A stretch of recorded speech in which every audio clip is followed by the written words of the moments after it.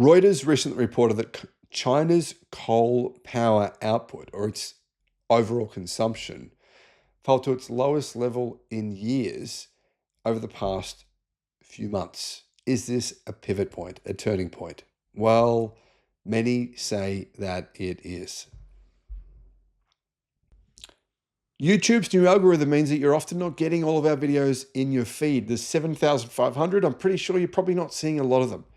In the description, there is a link to our newsletter. Click on that and you can get an update every day of all the latest news in the electric car industry. You might have seen the headline. China is still building coal power plants. And surprisingly, I think actually the right word is shockingly, that is actually true. However, the amount of coal that China is actually using has fallen drastically in the last few months. Now, what this means is that many of China's existing coal power plants are simply being turned off because renewable energy is just so much cheaper. Hello, my friends. Welcome to the channel. I'm Sam Evans. You're watching the Electric Viking. What does this mean? Well, here's the thing, right? The media is kind of harping on saying that China is building more coal power plants, therefore very, very bad for the world. And I have to agree that building more power plants is not a good thing, but there's a lot more to this story than you realize. And I discovered a lot of this when I was in China. In fact, the last few times I was in China, and I started noticing that some of the coal power plants I could see simply weren't running at all. China's reliance on coal and its power sector has seen a significant decline in 2024 and in 2025, with coal's share in electricity generation hitting record lows of 53% in 2024 and 52% in 2025, driven by the aggressive expansion of renewable energy, for example, solar and wind and batteries. Now, although new coal power plant project approvals have dropped substantially, in fact, approvals have been crashing, construction of coal power plants continues, which combined with China's growing overall electricity demand means coal generation is not yet falling as fast as what it will do soon.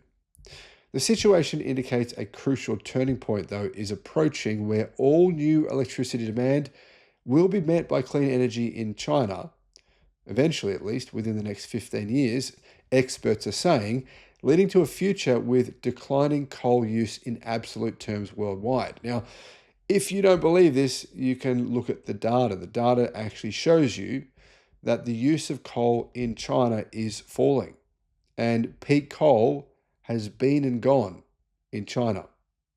And China is installing more renewables than the rest of the world combined by a significant margin because, well, the main reason is it saves them money.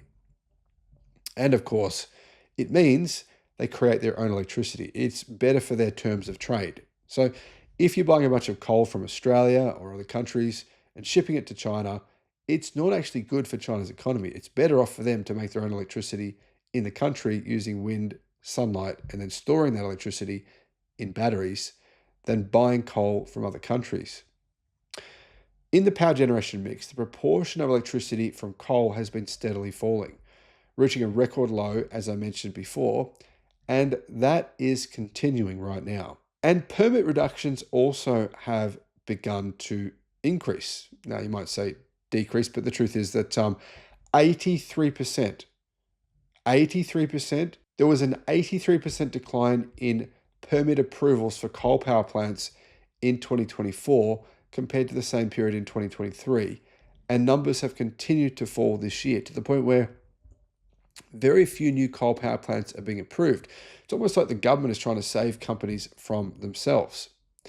Despite fewer new permits, a substantial number of coal projects are still under construction, with over 41 gigawatt beginning construction in the first half of 2024. However, many of those have actually subsequently been abandoned. So the headline news sounds really bad, and it is. But as I said before, because of the continued declining cost of batteries, wind, and solar, many of these projects actually will never see the light of day. Remember, these projects have to take into account other things like Cadle's new Nextra sodium battery. Now, this new sodium-ion battery will bring down the cost, the combined cost. The most commonly installed renewable energy is solar and batteries worldwide. And that will bring down the cost to the point where, well, it's really hard to project just how low it's going to go, but it's going to go in much lower than coal ever will, much lower. It's orders of magnitude lower. And the reason I say that is because these new batteries are apparently going to cost 80% less than the cheapest lithium iron phosphate batteries in the world and last 5 times longer. So you can imagine, considering, for example, in Australia, we curtailed literally terawatt hours of electricity last year, which is hundreds of billions of dollars.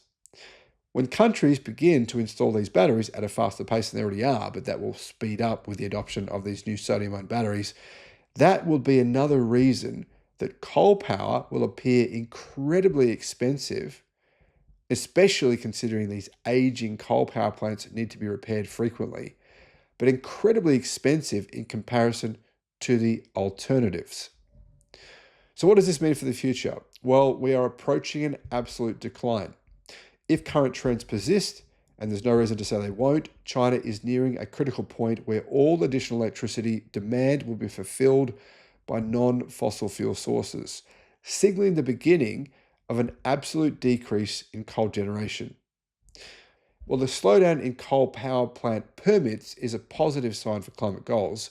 The significant existing pipeline of coal projects and continued construction does present a challenge for China to sort of, the places in China that are actually installing these coal power plants or building them, to wake up and actually recognize that that is simply not a good economic idea. Now, obviously, it's not good for the planet, but the economics behind it just don't make any sense whatsoever.